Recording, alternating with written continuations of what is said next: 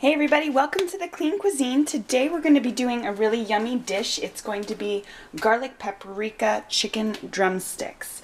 And I like to get my organic drumsticks from Trader Joe's, wherever you can get them. I definitely recommend organic for a lot of different reasons, but we don't have time to get into that right now. And we just need a few ingredients. Most of these you'll have around the house. I've got about 4 cloves of garlic, got about a quarter bunch of parsley. We're going to be using paprika. It's going to bring such a wonderful color to the dish. And some salt and pepper, a little bit of olive oil. So I'm going to go ahead and get started.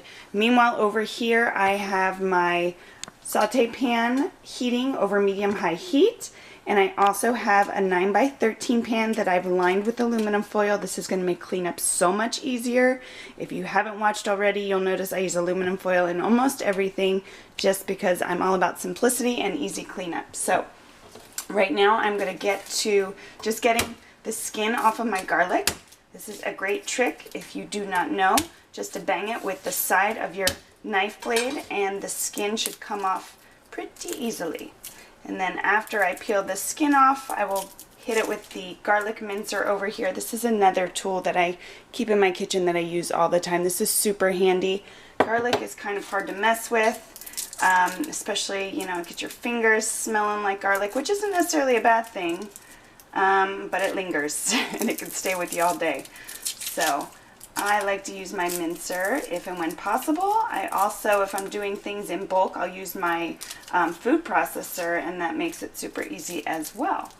So I've got my skin off of my garlic, and I am just going to roughly chop my parsley here. I've got my paprika ready to go. We're going to use a tablespoon of paprika, and I've already portioned off my salt and pepper. We're going to use about 2 teaspoons, about 1.5 teaspoons of salt and about a teaspoon of fresh cracked pepper.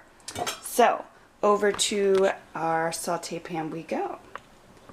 Now I'm just going to go ahead and add in about 2 to 3 tablespoons of olive oil. Our pan should be nice and hot by now.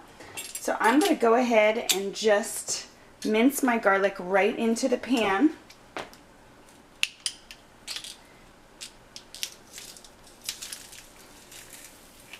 And I like to use my knife sometimes just to kind of take whatever is sticking to that mincer. That helps it come out a lot easier.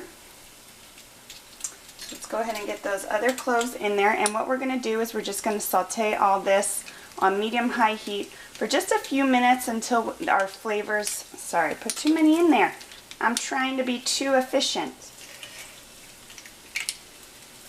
Until all the flavors come together and you can smell that garlic browning. Some people may wonder, like, why the extra step of sauteing this stuff, but it's really just to make those flavors come alive. So I've got all my garlic in there. I'm going to add in my parsley.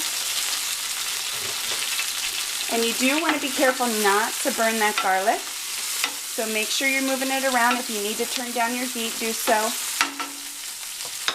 I'm going to go ahead and add in that tablespoon of paprika. And my salt and pepper. Just again, give it a stir. I'm going to add in a little bit more olive oil because this is what is going to coat our chicken. So you want it to have a little liquid to it so you can kind of spread it around. You can see, smells good. It's got a beautiful rich red color. And this just needs to heat up or saute for just a minute or two. So I'm just going to keep stirring it to make sure I do not burn my garlic. Garlic sauteing smells absolutely delicious, but burnt garlic, not so much. And that'll ruin your whole dish. Alright, so I'm going to turn that down just a little bit. And while that is finishing up, I'm just going to come over here and I'm going to put my chicken drumsticks, kind of line them up in my pan here. Just take them out one by one. And we'll kind of figure out how to stack them in just a minute, but I just want to get them out so we can go ahead and coat them as soon as that mixture is done.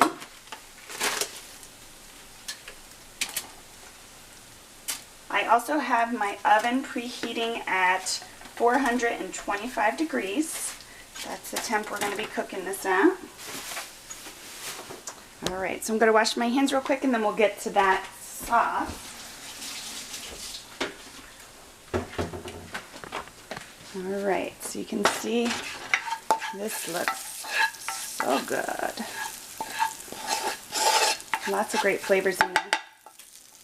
So I'm going to go ahead and pour that over our chicken. And we may, I don't know, looks like we have enough olive oil, but we'll see.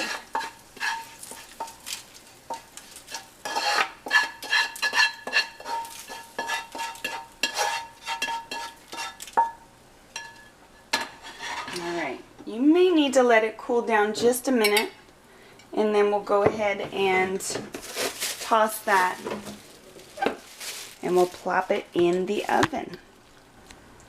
Okay, and here's our chicken right before we put it in the oven. I just coated it really good on all sides. I turned it so that the skin, most of the skin side was facing up. That'll help to keep that skin crispy at the end. And then I just threw on top some more fresh parsley that I had chopped. So we're going to toss it in our oven at 425, and we'll check it out in about 35 to 40 minutes. So there we go, guys. After about 40 minutes in the oven, you can see a lot of juices have rendered off to the side. When you serve it, make sure to drizzle some of that over your chicken. It has such a great flavor.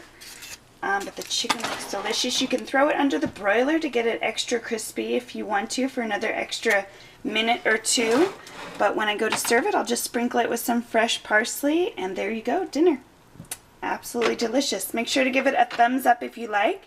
Don't forget to subscribe for some more simple, easy, and clean meals your whole family will love. Thanks, guys.